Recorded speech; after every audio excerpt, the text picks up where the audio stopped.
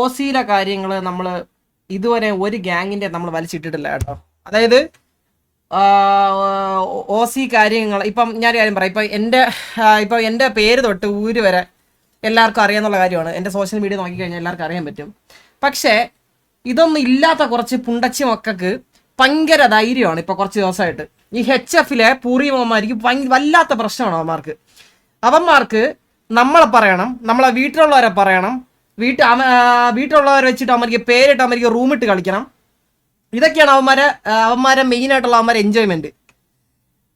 എന്നാൽ അവന്മാർക്ക് അടിക്കാനുള്ള ആവതുമില്ല, ഒരു പറയൂല്ല.